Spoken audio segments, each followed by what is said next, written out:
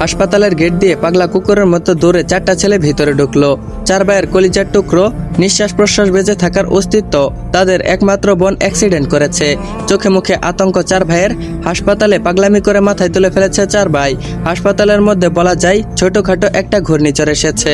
অর্ণব বলল, ডক্টর আমার বোনু কোথায়? আদিল বলল, আমাদের বোনুকে আপনি কোথায় রেখেছেন? ঈশাদ বলল, কি ব্যাপার, অ্যান্সার দিচ্ছেন না কেন? ঈশান বলল, where is my sister? Doctor বলল, মিস্টার মির্জা আপনারা শান্ত হন, আপনাদের বোনের কন্ডিশন আগের তুলনায় কিছুটা ভালো বলা যায়, তিনি এখন আইসিইউতে আছে। ঈশাদ রেগে গিয়ে ডাক্তারের কলার চেপে ধরলো আর বলল, আমার বোন আইসিইউতে আছে, তা আপনি কি করে বলছেন আগের তুলনায় ভালো? যদি আমার বোনের কিছু হয় তাহলে আপনাদের একজনকেও এই হাসপাতালে রাখবো না, আপনাদের হসপিটালও আমি বন্ধ করে দেব। অর্ণব বলল, ঈশাদ কি করছিসটা কি? ডক্টরের কলার ছাড়, আমাদের বোনের কিছুই হবে না। বাকি 3 ভাই অনেকটা দস্তাদস্তি করে ঈশাদকে ছাড়ালো। ওর রাগে কপালের রগগুলো ফুলে উঠেছে। ঈশান বলল, আমাদের বোন কোথায়? নার্স বলল, আসুন আমাদের সাথে আসুন। আইসিইউ এর সামনে নীরব চোখে পানি ফেলছে 4 ভাই। যে বোনের গায়ে একটা ফুলের টোকা পর্যন্ত পড়তে দেয়নি, সে বোন আজ জীবন মরণের সাথে লড়াই করছে। হাত পায়ের বিভিন্ন জায়গায় ব্যান্ডেজ, মুখে অক্সিজেন মাস্ক। ছোট বোনটার এত কষ্ট পাচ্ছে, যার গায়ে একটা মশা বসলে 4 ভাই পাগল হয়ে যায়। কিভাবে কি করবে? সামান্য একটু ব্যথা পেলে ভাইদের জান বেরিয়ে যায়। সে বোন আজ একাই মৃত্যুর সাথে বাজি ধরেছে। সে নিজেও জানে না সে জিতবে নাকি হেরে যাবে। আদিল বলল, ভাইয়া আমাদের বোনু কি আমাদেরকে ভাই বলে ডাকবে না? ও আমাদের সাথে কথা বলছে না কেন? বোনু কি জানে না ওর সাথে কথা না বললে আমাদের ভালো লাগে না? অর্ণব বলল, শান্ত হ আদি, আল্লাহর উপর ভরসা রাখ, তিনি যদি এই এতিমদের উপর দয়া করে। অর্ণবের বুক ফেটে চিৎকার আসছে, কিন্তু ওকে তো কাঁদলে হবে না।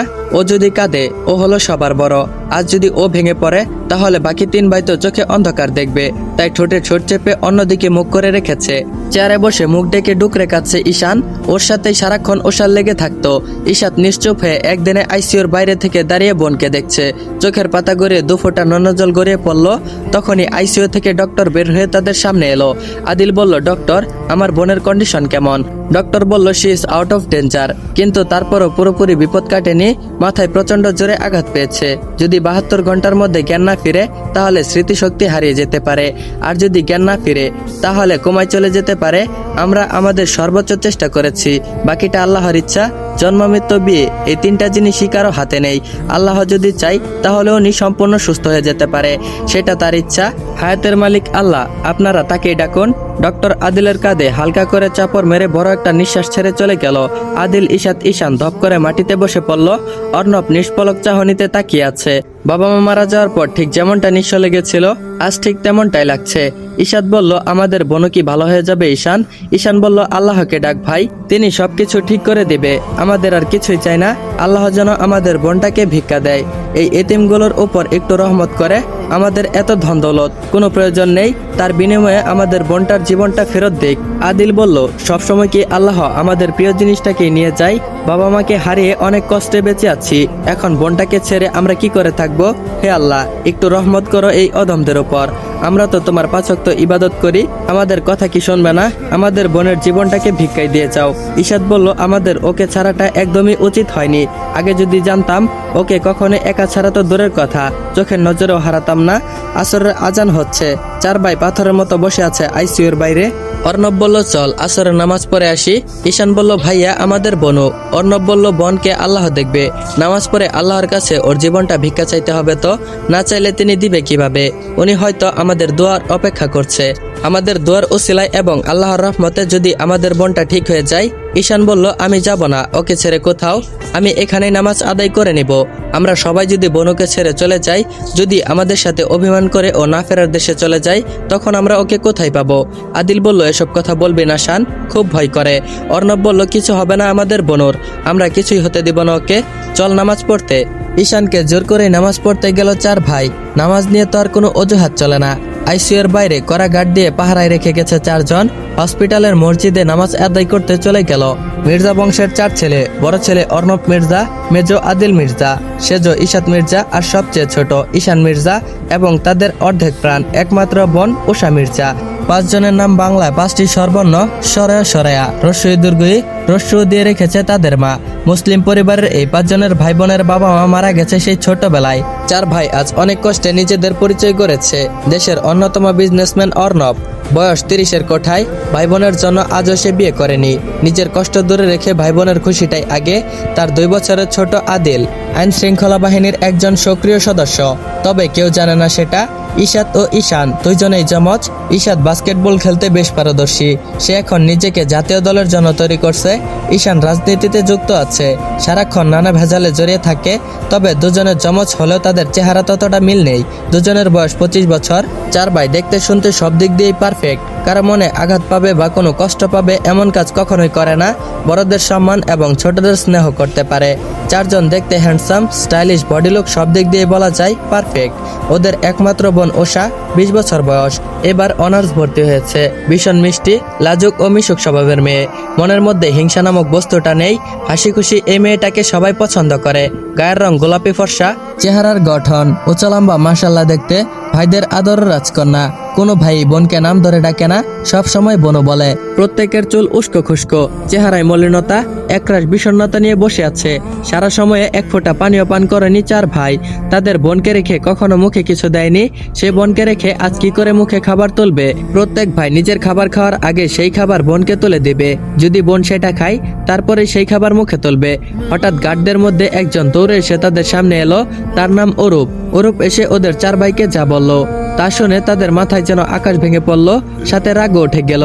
যে এই কাজটা করেছে তাকে জ্যান্ত পুঁতে ফেলবে, কিছুতেই ছাড়বে না। অর্ণব, আদিল, ঈশাত, ঈশান 4 জন থম মেরে বসে আছে।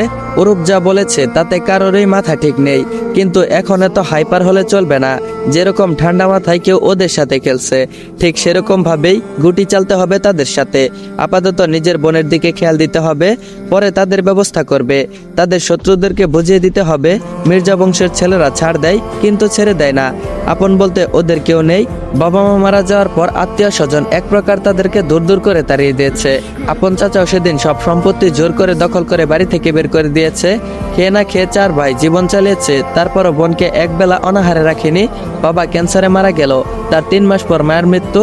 গৃহহারা 5টা মানুষ কি করে বড় হয়েছে সেটা একমাত্র তারাই জানে। তাই তো সবার প্রথমে 2টা এতিমখানা খুলেছে, যাতে করে অন্য বাচ্চাকে ওদের মতো প্রবলেম ফেস করতে না হয়। বাবা মা যখন মারা গেল তখন অর্ণবের বয়স 18 বছর।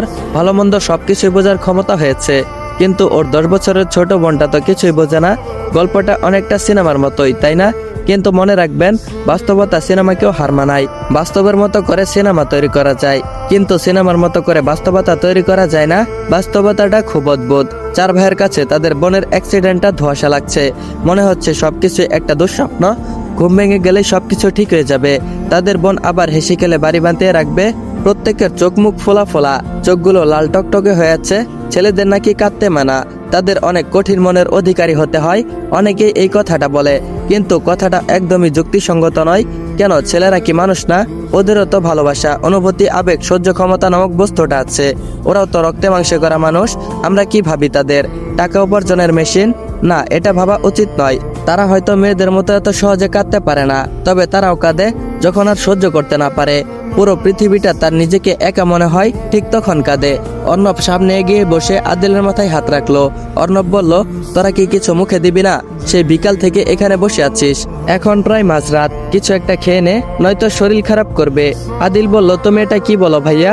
আমাদের বর্ণনা খেয়ে জীবন মরণের সাথে যুদ্ধ করছে, আর আমরা ওকে ছেড়ে খেয়ে নিব? তা কিছুতেই নয়। বনু সুস্থ থাকলেই তো একটা আপেল 2 টুকরো করে ওকে মুখে না দিয়ে আমরা আজ পর্যন্ত কিছু খাইনি।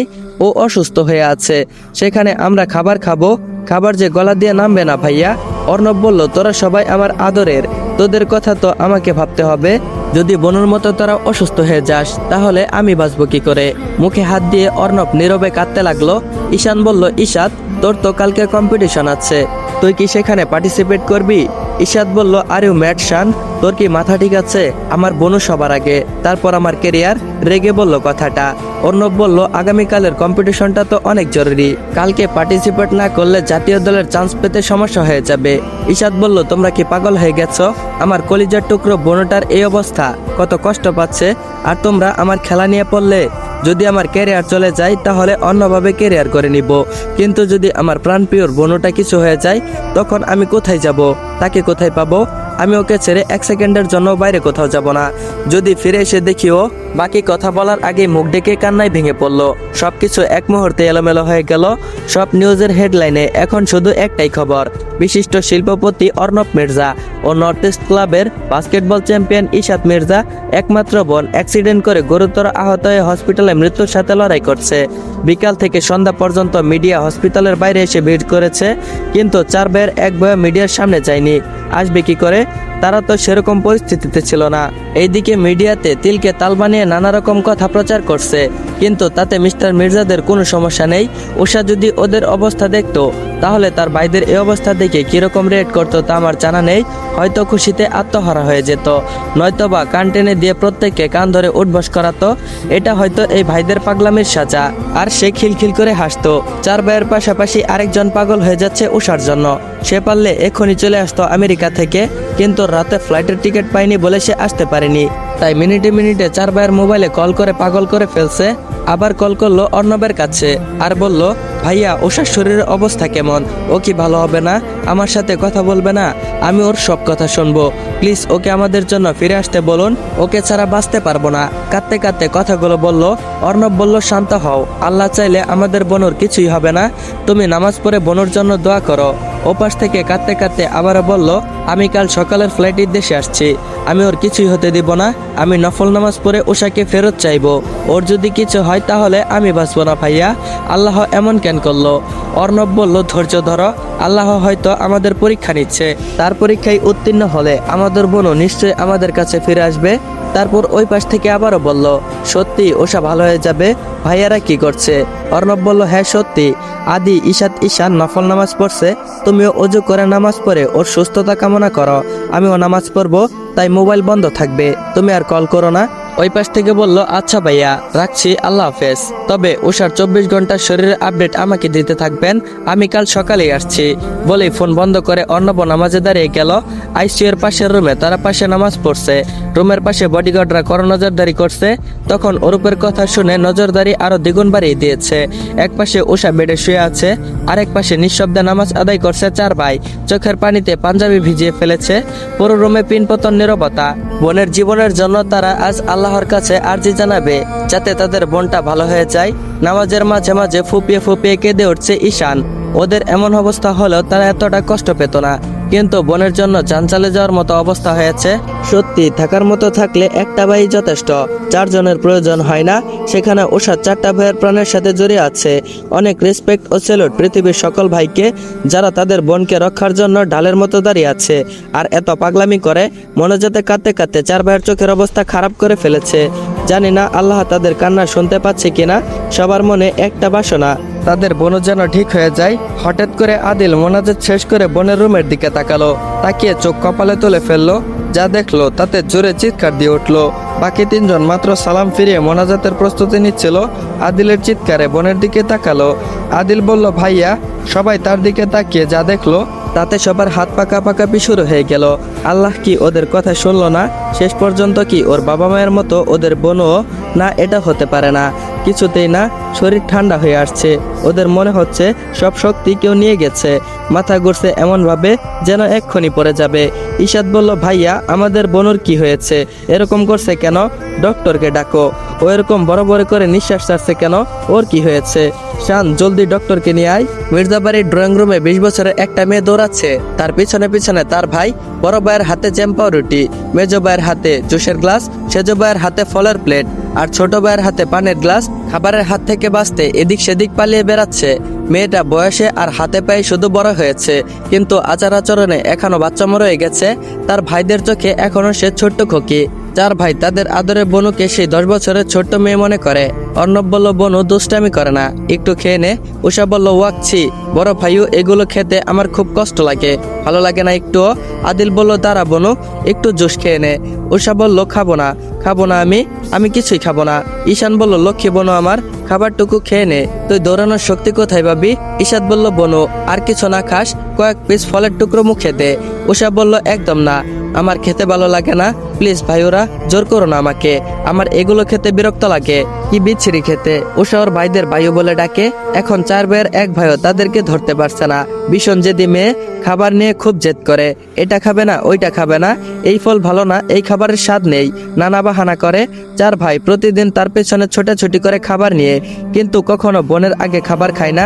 যত দেরি হোক না কেন বোনকে খাইয়ে তারপর নিজেরা খাবে। সবার আগে ওদের বোন, তারপর বাকি সবকিছু। অর্ণব বলল, বোনো তুই কি খাবি না? উষা বলল, আমার খেতে ভালো লাগে না ভাইউ। আদিল বলল, ঠিক আছে, তোর খেতে হবে না, তুই না খেলে আমরাও আজ কিছুই খাবো না, কিছুই মুখে দিব না। ঈশান বলল, ভাইয়া সবকিছু রেখে দে তো, আমরা কেউ কিছুই খাবো না। ও জানে না ও খাবার মুখে না দিলে আমরা কিছুই খাই না। কৃত্রিম রাগ দেখিয়ে কথাগুলো বলল। তারপর উষা বলল, মুখ গুমরা করে ইমোশনাল ব্ল্যাকমেল করছো? ঈশাদ বলল, তোর কিছু খেতে হবে না, চলো তো ভাইয়ারা, আমরা আমাদের কাজে চলে যাই। আজ আমরা এক ফোঁটা পানি মুখে দেব না, তোরও কিছু খেতে হবে না। 4 ভাইয়ের বুদ্ধিটা কাজে লাগলো। 4 ভাইয়ের চোখের ইশারায় এমনটা করছে। উষা চুপচাপ ভদ্রমের মতো সোফায় এসে বসলো। তার এখন কান্না পাচ্ছে। খাবার খেতে তার সবচেয়ে বেশি কষ্ট হয়। আদিল বলল, এই তো আমার লক্ষ্মী বোন, দেখি হা করতো। উষা বলল, আমার খেতে ভালো লাগে না। ঈশাদ বলল, তোর কি খেতে ভালো লাগে একবার বল, পুরো দোকান তোর জন্য উঠিয়ে নিয়ে আসবো। উষা বলল, আমার ফুচকা খেতে ভালো লাগে। ঈশান বলল, ঠাটিয়ে চর মারবো একটা, ভালো কিছু খেতে ভালো লাগে না। তার এখন সকালবেলায় ফুচকা খেতে ইচ্ছে করছে। উষা বলল, বড় ভাইউ সেজো ভাইউ, ঈশানু শয়তানটাকে কিছু বলো, ও নাকি আমাকে মারবে, ওকে কিছু বোকা না দিলে আমি কিন্তু খাবো না। আদিল বলল, ওর এত বড় সাহস, ও নাকি আমার বোনকে মারবে, যে হাত দিয়ে চর মারবে সে হাত আমি কেটে দিব। ঈশাদ বলল, শান তোর সবসময় এত লাগতে হবে কেন, দেখছিস এমনিতেই খেতে চাইছে না। অর্ণব বলল, শানকে ইচ্ছে মতো বকা দিব, একটু খেয়ে নে বোনু। উষা শয়তানি হাসি দিয়ে বলল, আচ্ছা ওকে বেশি করে বকা দিবে, একদম ভালো হয়েছে, এবার ভাইওরা তোমাকে বকবে। কোন রকম একটা পাউরুটি, অর্ধেক গ্লাস জুস ও কয়েক পিস ফল খেয়ে দৌড়ে পালালো। পালানোর সময় জোরে সোফায় বেজে গিয়ে পড়ে গেল। উষা বলল, আউচ। ঈশান চিৎকার দিয়ে বনু বলল। ঈশাদ বলল, কি হয়েছে তোর? ভয় পেয়ে বলল। অর্ণব বলল, তুই ঠিক আছিস তো? আদিল বলল, দেখি কোথায় ব্যথা পেয়েছিস। 4 ভাই দৌড়ে বোনের কাছে এলো। পাগল হয়ে গেছে যেন, কি থেকে কি করবে, ব্যথাটা যেন ওরাই পেয়েছে। উষা বলল, সামান্য একটু ব্যথা পেয়েছি। ঈশাদ বলল, এই তোর সামান্য ব্যথা, অনেকখানি চামড়া ছিলে গেছে, খাবার খাবে না, ব্যথা পাবে না তো কি করবে? ঈশান বলল, সরো তোমরা, আমি ওকে কোলে করে নিয়ে যাচ্ছি, একদম খেয়াল করে চলে না, ঘাসফড়িং এর মতো শুধু লাফিয়ে লাফিয়ে চলবে। অর্ণব বলল, তুই গিয়ে আগে ফার্স্ট ওয়ার্ডের বক্সটা নিয়ে আয় তো। আদিল বলল, আমি এক্ষুনি যাচ্ছি। ঈশান ওকে কোলে নিয়ে সোফায় বসাতো। সামান্য একটু চোট পেয়েছে, তাতেই ভাইদের যান চলে যাওয়ার মতো অবস্থা। ঈশান ওর বোনকে কোলে করে নিয়ে সোফায় বসালো। 4 জনের মন খারাপ। উষা বলল, ভাইয়া একটু সামান্যই তো। অর্ণব বলল, একদম চুপ, চামড়া ছিলে গিয়ে লাল হয়ে আছে, আর তুই বলছিস কিছুই হয়নি। আদিল ওর ব্যথার জায়গায় অ্যান্টিসেপটিক লাগিয়ে দিচ্ছে, এতটা সযত্নে যে বোনের গায়ে একটুও যেন ব্যথা না লাগে। আলতো হাতে ফু দিয়ে অ্যান্টিসেপটিক লাগাচ্ছে, দেখে মনে হচ্ছে ব্যথাটা আদিল পেয়েছে। উষা ওর ভাইদের কাণ্ড দেখে চোখগুলো ছলছল হয়ে আছে। বাকি 3 জন খাবার নিয়ে হাজির হয়েছে। বাড়ির সার্ভেন্টরা হা করে তাকিয়ে আছে। এটা অবশ্য নতুন কিছু নয়, কিন্তু তারপরও ওদের ভাই বোনদের ভালোবাসার কাহিনীগুলো দেখতে ওদের ভালোই লাগে। 4 ভাই কখনো বোনের কোনো কাজই সার্ভেন্টদের করতে দেয় না, সব কাজ নিজেরাই করবে। সত্যি এরকম ভাই পেতে হলে 7 কপালের ভাগ্য লাগে, যা সবাইকে আল্লাহ তাআলা দেয় না। আমাদের সবাইকে আল্লাহ তাআলা একভাবে না একভাবে পরিপূর্ণ করে দেয়, সবাই সবকিছু পায় না। আল্লাহ আমাদের সেটাই দেয় যেটা আমাদের জন্য মঙ্গলকর, যেটা আমাদের জন্য নয় সেটা আমাদের জন্য মঙ্গলকর ছিল না, তাই আমাদেরকে দেয়নি। উষার 1টা 2টা নয়, 4-4টা ভাই আছে, কিন্তু ওদের বাবা মাকে নিয়ে গেছে। ভাই থাকাটা ওর জন্য মঙ্গলকর, তাই আল্লাহ তাআলা ওকে ভাই দিয়েছে। উষা এতক্ষণ কান্না আটকে রাখতে পারলেও এখন আর পারল না, ফুপিয়ে ফুপিয়ে কেঁদে উঠলো। বোনকে কাঁদতে দেখে 4 ভাই পাগল হয়ে যাচ্ছে, মনে করছে বোন অনেক ব্যথা পেয়েছে। আদিল বলল, বোনু কি হয়েছে তোর? অর্ণব বলল, কাঁদছিস কেন তুই? ঈশান বলল, অনেক ব্যথা করছে। ঈশাদ বলল, আমি ডক্টর নিয়ে আসছি। অর্ণব বলল, শান আদিকেও নিয়ে জলদি করে ডক্টর নিয়ে আয়, নিশ্চয়ই বোনও অনেক ব্যথা পেয়েছে, সামান্য চোটের জন্য 4 ভাই ডক্টরকে ডাকবে। বলেন তো বোনকে কতটা ভালোবাসলে ভাইয়ারা এরকম পাগলামি করতে পারে? উষা ফুপিয়ে ফুপিয়ে কান্না করতে করতে বলল। উষা বলল, আমার ব্যথা করছে না, তোমরা আমাকে এত ভালোবাসো কেন? আমার কত সৌভাগ্য যে আমি তোমাদের মতো ভাই পেয়েছি। তোমরা কখনো আমাকে বাবা মায়ের অভাব বুঝতে দাওনি, আমার জন্য এখনো নিজেরা বিয়ে করনি, আমাকে বিয়ে দিয়ে তারপর বিয়ে করবে। কতটা ভালোবাসলে কোনো ভাই তার বোনের জন্য এমনটা করে? আমার কপালটা সত্যি অনেক ভালো। তাই তো আমি তোমাদের মতো একটা নয়, দুইটা নয়, তিনটা নয়, চারটা ভাই পেয়েছি। যদি কখনো আমার কিছু হয় তখন কি করে বাঁচবে? আমি না থাকলে একদম পাগলামি করবে না, না হলে যে আমি মরেও শান্তি পাবো না। ঈশান বলল, খবরদার, একদম উল্টাপাল্টা কথা বলবি না। আদিল বলল, তোর কিছু হবে না, তোর কিছু হতে দিব না আমরা। ঈশাদ বলল, যে তোর দিকে তাকাবে তার চোখ তুলে ফেলবো। চার ভাইয়ের কলিজা তুই, তোকে ছাড়া কি করে বাঁচবো? অর্ণব বলল, আরেকদিন যদি এইসব কথা বলিস তাহলে তোর সাথে কিন্তু রাগ করব। তোর চার ভাই তোর গায়ে একটা ফুলের টুকাও পড়তে দিবে না। উষা বলল, আমি জানি ভাইওরা, কিন্তু যদি কখনো আমার অ্যাক্সিডেন্ট হয় তাহলে কি হবে? এত ভালোবাসা যদি আমার কপালে না সয়। সবাই তো বলে বেশি সুখ নাকি কপালে সয় না, আমি তাই বলছি। চার ভাই বোনকে জড়িয়ে ধরে বলেছিল, তোর কখনো কিছু হতে দিব না, তোর ভাইওরা তোর কিছুই হতে দিবে না। আল্লাহর কাছে যে প্রতি ওয়াক্তে নামাজ পড়ে শুধু তোর জন্যই দোয়া করি। তোর জীবন হেফাজতের মালিক যে স্বয়ং আল্লাহ তাআলা। ঈশানের ডাকে আদিলের ভাবনা থেকে ফিরে এলো। এতক্ষণ ধরে আদিল চেয়ারে বসে দুই গালে হাত দিয়ে পূর্ণ স্মৃতিগুলো কল্পনা করছে। আশ্চর্য বিষয় হলো এটাই সত্যি, উষার বলা কথাগুলোর সাথে এখনকার পরিস্থিতি মিলে গেছে। ঈশান বলল, ভাইয়া। আদিল বলল, ঈশান বলল, তখন থেকে তোমাকে ডাকছি, কোন ধ্যানে ছিলে তুমি? বড় ভাইয়া তোমাকে ডাকছে। আদিল বলল, বনুর শরীরের অবস্থা এখন কেমন? ঈশান বলল, এখন একটু ভালো। তখন যদি সাথে সাথে ডক্টরকে ডাকতে দেরি হয়ে যেত তাহলে এতক্ষণে হয়তো আমাদের বনু না ফেরার দেশে চলে যেত। আদিল বলল, আমরা বেঁচে থাকতে আমাদের বনুর কিছুই হবে না। আল্লাহ কখনো আমাদের থেকে আমাদের বনুকে নিয়ে যেতে পারে না। তারপরও বাকিটা আল্লাহর ইচ্ছা, তিনি চাইলে সব করতে পারেন। চল, ভাইয়া ও ঈশাদ অপেক্ষা করছে। আদিল উঠে বোনের কাছে চলে গেল। তখন যদি ঈশান ডক্টরকে ডাকতে আর 2 মিনিট দেরি করত তাহলে হয়তো এতক্ষণ উষা আর থাকতো না। এখনো চার ভাইয়ের মধ্যে কেউই মুখে কিছু দেয়নি, খাবার তো গলা দিয়ে নামবে না। আদিল ও ঈশান দেখলো অর্ণব থাই গ্লাসের উপরে দাঁড়িয়ে বাইরের দিকে মনোযোগ সহকারে কিছু দেখছে, তাকিয়ে আছে বাহিরে। ঈশান পাশে চুপ করে দাঁড়িয়ে আছে। আদিল বলল, ভাইয়া ডেকেছো? অর্ণব রেগে বলল, আমরা চার ভাই থাকতে, এত কড়া বডিগার্ডের নজর থাকতে আমাদের বনুর মুখের অক্সিজেন মাস্ক কে খুললো? ঈশান বলল অবাক হয়ে, কি বলছো এসব? ঈশাদ বলল, ভাইয়া কিভাবে সম্ভব? আদিল বলল, যে এই কাজটা করেছে তাকে কেটে টুকরো টুকরো করে কুকুরকে খাওয়াবো। কে করেছে? একবার নামটা বলো, কে করেছে এটা? তার ব্যাপারে তোমার কোনো আইডিয়া আছে? অর্ণব বলল, সেটাই তো তোকে খুঁজতে হবে। আন্ডারওয়ার্ল্ডের সদস্য তুই, আমি নই। যেই করেছে, পালানোর সময় অরূপ তাকে দেখেছে, অরূপ পিছনেও ধরতে পারেনি তাকে। ঈশান বলল, জানে মেরে ফেলবো তাকে পেলে। আমাদের কলিজার গায়ে হাত রেখেছে, ওর কপালে কি আছে ও তা নিজেও জানে না। অর্ণব বলল, প্রথমে বনুর অ্যাক্সিডেন্ট, তারপর আবার মারার চেষ্টা, এগুলো এতগুলো পাহারা থাকতেও সবার চোখ আড়াল করে যে এই কাজটা করতে পেরেছে সে কোনো সাধারণ কেউ নয়। আমাদের শত্রু অনেক শক্তিশালী, তারা জানেও না কার সাথে পাঙ্গা নিতে এসেছে। ধরতে পারলে এদের বংশ নির্বংশ করে দেব। আমাদের হারানো এত সহজ না। আমরা ভাঙবো তবুও মচকাবো না। আমরা আমাদের বনুর গায়ে একটা আচরও পড়তে দিব না। আদিল গোপনে ফোর্স লাগা, কে সব করেছে তা আমার জানতেই হবে। অ্যাট এনি কস্ট আমার তাকেই চাই। আমার বনুকে যে এত কষ্ট দিয়েছে তাকে আমি কিছুতেই ছাড়বো না, কিছুতেই না। অর্ণব রেগে গিয়ে পিছনের দেয়ালে ঘুষি মারলো। এই মুহূর্তে সে কত পরিমাণে রেগে আছে তা বাকি ভাইরা ভালো করেই বুঝতে পারছে। ঈশাদ বলল, তার মানে ভাইয়া বনুকে অ্যাক্সিডেন্ট করানোটা পুরো একটা প্ল্যান? কেউ জেনে বুঝে আমাদের বোনকে অ্যাক্সিডেন্ট করিয়েছে? অর্ণব বলল, তারা জানে আমাদের চারজনের কলিজা আমাদের দুর্বলতা, আমাদের একমাত্র বোন, তাই কাপুরুষরা সেখানে আঘাত করেছে। আমাদেরকে আরো সাবধান হতে হবে। ঈশান বলল, আজ আমরা 1 মিনিটের জন্য বনুকে ছেড়ে কোথাও যাব না। পালা করে বনুকে পাহারা দিব। গার্ডদের আশায় রাখলে আবারও অঘটন ঘটতে পারে। আদিল বলল, গুড আইডিয়া। আমাদের যার যে কাজ আছে সবগুলো ক্যান্সেল করে দেই। চার ভাই একটা রহস্যময় হাসি দিল।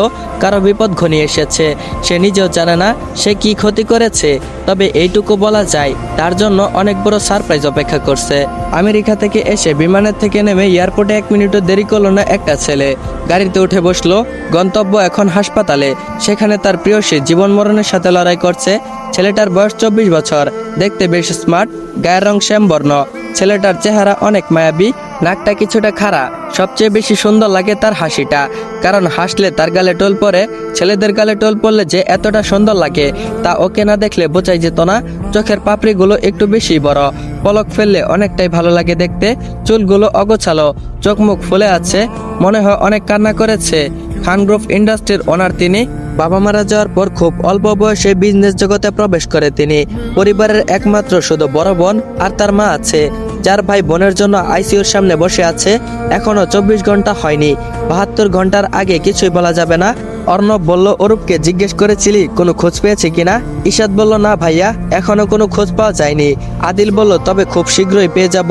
ওরা তো জানে না কাদের কলিজায় হাত দিয়েছে। অর্ণব বলল, শান কোথায় আদি?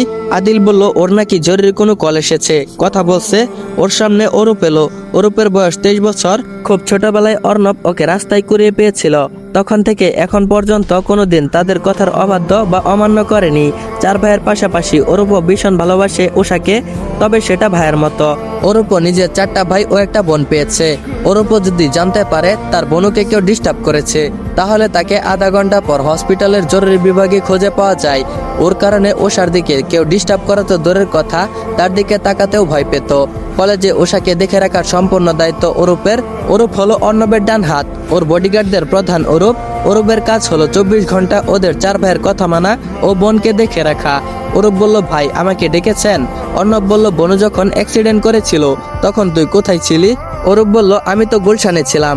আপনি যে চৌধুরীদের সাথে যে 20 কোটি টাকা ডিল করেছিলেন তা আমি কনফার্ম করে নিতে গিয়েছিলাম। আদিল বলল, তুই কি করে জানলি বনু অ্যাক্সিডেন্ট করেছে? অরূপ বলল, আমাকে একজন আননোন নাম্বার থেকে কল করেছে, শুধু এতটুকু বলেছে মির্জাদের একমাত্র বোন অ্যাক্সিডেন্ট করেছে। আমি প্রথমে বিশ্বাস করিনি, পরে আবার কল করে জানাই। আমি লোক লাগিয়ে জানতে পারি কলেজের উল্টো দিকে অ্যাক্সিডেন্ট হয়েছে। গাড়ির বর্ণনা শুনে আমি ছুটে যাই, গিয়ে দেখি বনু অ্যাক্সিডেন্ট করেছে। ঈশাদ বলল, আমাদের বাড়ি কলেজের সামনের দিকে, কিন্তু বনু উল্টো দিকে কেন যাবে? অরূপ বলল, বনু উল্টো দিকে গিয়েছে সেটা তো আমি জানি না কেন গিয়েছে। অর্ণব বলল, ওর বডিগার্ডরা কোথায় ছিল? অরূপ বলল, ভাই বনু কালকে জিদ ধরেছিল তার সাথে যেন কেউ না থাকে, সে বাড়ি থেকে একাই চলে যাবে, এমনকি ড্রাইভারও নেয়নি, সে কারো কথাই তো শোনেনি। বনুর জেদের কাছে হার মেনে বাকি সবাই চলে এসেছে। তারপর ঈশাদ বলল, তুই যখন বনুকে উদ্ধার করে হাসপাতালে নিয়ে এসেছিলি তখন কি কোনো সন্দেহজনক কিছু দেখেছিস? অরূপ বলল, তেমন কিছু তো মনে পড়ছে না সেজ ভাই। আদিল বলল, ভালো করে মনে করে দেখ, একটু ভাব। অরূপ অনেক সময় ধরে ভাবলো, মুখে সামান্য হাসি ফুটিয়ে বলল, মনে পড়েছে, আমি যখন বনুকে খাদের থেকে তুলে নিয়ে এসেছিলাম তখন সেখানে দূরে একটা কালো প্রাইভেট কার দাঁড় করানো ছিল। গাড়িতে আসার সময় পেছনে একটা সাদা গাড়ি দেখেছিলাম, তখন আমার এত কিছু খেয়াল ছিল না। আমি কতক্ষণে হসপিটালে আসবো সেটা নিয়ে টেনশনে ছিলাম। অর্ণব বলল, তুই কি করে জানলি বনুকে অ্যাক্সিডেন্ট করানো হয়েছে? অর্ণব বলল, আমি খবর নিয়েছি। কাল বিকালে যখন হসপিটালে মির্জারা ছুটে এসেছিল তার কিছুক্ষণ পর অরূপ এসে 4 ভাইকে একটা কথা বলেছিল যে তাদের বোনকে অ্যাক্সিডেন্ট করানো হয়েছে। অ্যাক্সিডেন্ট হয়নি, যা শুনে 4 ভাই রেগে গিয়ে বলেছিল যে যে এই কাজটা করেছে তাকে জ্যান্ত পুঁতে ফেলবো। অর্ণব বলল, আদি ওর কাছ থেকে নাম্বারটা নিয়ে অন্তত কমিটির কাছে পাঠিয়ে দে, যদি কোনো ক্লু পাওয়া যায়। আদিল বলল, কোন নাম্বার থেকে কল এসেছে? অরূপ বলল, সেজ ভাই এই নাম্বার থেকে। মোবাইলে নাম্বার দেখিয়ে বলল। আদিল বলল, আমি পাঠিয়ে দিয়েছি। ঈশাদ বলল, কাল রাতে বনুকে যে মারতে চেয়েছিল তাকে দেখতে পেয়েছিস? অরূপ বলল, না সেজ ভাই, তার পরনে কালো পোশাক ছিল, মুখটাও একটা মাস্ক দিয়ে ঢাকা ছিল। পালানোর সময় আমার সাথে ধাক্কা লাগে, ঝড়ের বেগে পালিয়ে যায়। আমি শুধু পিছনে নিয়েছি, পিছু নিয়ে ধরতে পারিনি। অর্ণব বলল, সব খবর নে অরূপ, আমার বোনুর কিছু হলে এটাকে আমি ছাড়বো না, 24 ঘন্টার মধ্যে আমার সব খবর চাই। অরূপ বলল, ঠিক আছে ভাই, বোনুর অবস্থা কেমন ভাই? অর্ণব বলল, কি হবে একমাত্র আল্লাহ তাআলা জানে। কোনো রেসপন্স নেই। অরূপ ছলো ছলো চোখে তাকিয়ে বলল, আমি সকালে বোনুর জন্য নামাজ পড়ে আল্লাহর কাছে বোনুর সুস্থতা চেয়েছি। দেখেন ভাই, আল্লাহ আমাদের কথা ফেলবে না, বোনু ঠিক সুস্থ হয়ে যাবে। অরূপের কথা শুনে 3 ভাই অবাক চোখে তার দিকে তাকিয়ে রইল। যে ছেলেটার সাথে কোনো রক্তের সম্পর্ক নেই, নেই কোনো আত্মীয়তা, সেই ছেলেটাও তাদের বোনুকে কতটা ভালোবাসে, এমনটা করতে পারে। ওদের এমনভাবে তাকিয়ে থাকতে দেখে অরূপ বলে উঠল, আমার দিকে এইভাবে তাকিয়ে থেকে লাভ নেই, আমিও আপনার মতো বোনুকে অনেক ভালোবাসি। হয়তো আমি ওর আপন ভাই নই, কিন্তু কোনো অংশে আমি ওকে নিজের বোনের থেকে কম ভালোবাসিনি। আমি বনুকে কখনো বোন ছাড়া অন্য চোখে দেখিনি। কাঁদো কাঁদো কণ্ঠে বলল। 3 ভাই অরূপকে জড়িয়ে ধরল। সত্যি ওরা ভুল মানুষকে বনুকে দেখে রাখার জন্য চয়েস করেনি। অর্ণব বলল, আমাদের বোনটা সত্যি অনেক লাকি রে, ও একটা নয় 2টা নয় 5টা ভাই পেয়েছে। সত্যি আমি আমাদের জন্য আরেকটা ভাই এনেছি, কান্না জড়ানো কণ্ঠে বলল। অরূপ বলল, আমি বেঁচে থাকতে বনুর কিছু হতে দিব না, এটা আমার অঙ্গীকার। যেভাবেই হোক, যে করেই হোক, দরকার হলে নিজের জীবন দিয়ে হোক, বনুর এই অবস্থার জন্য যে দায়ী তাকে খুঁজে বের করব।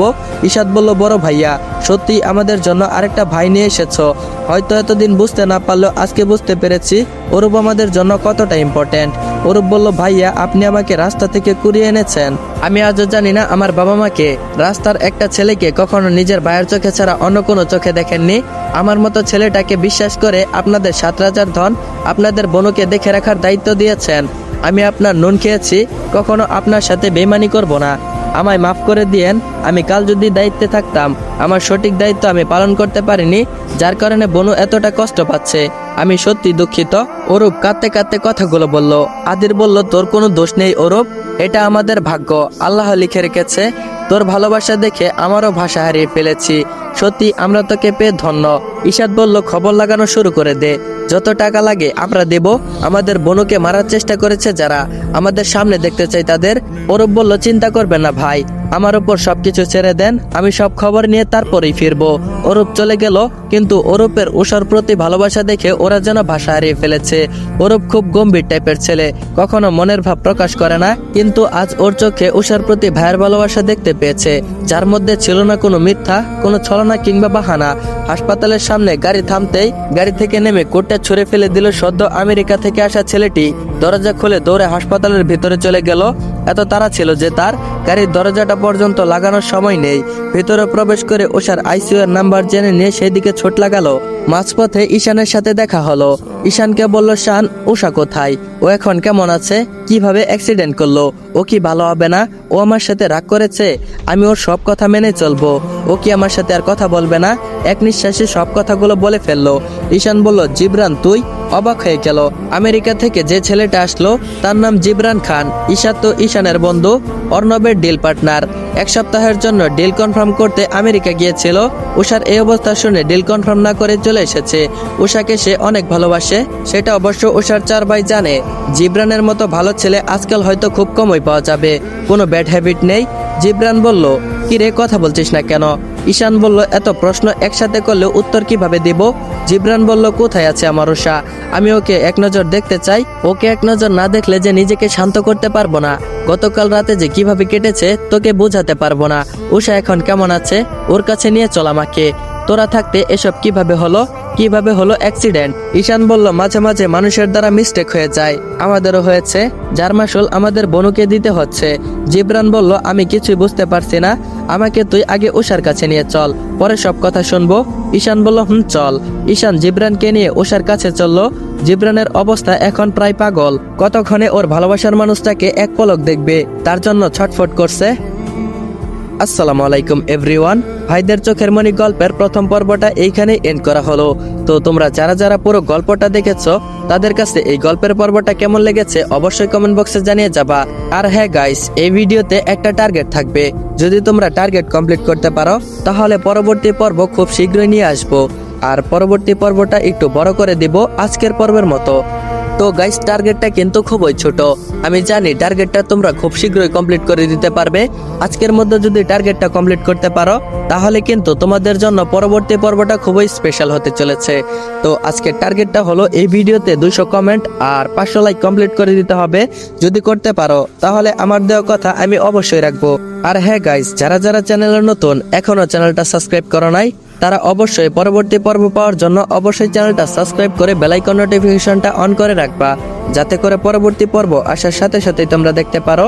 তো দেখা হচ্ছে পরবর্তী পর্বে, ততক্ষণ পর্যন্ত সবাই ভালো থাকবা, সুস্থ থাকবা। আল্লাহ হাফেজ।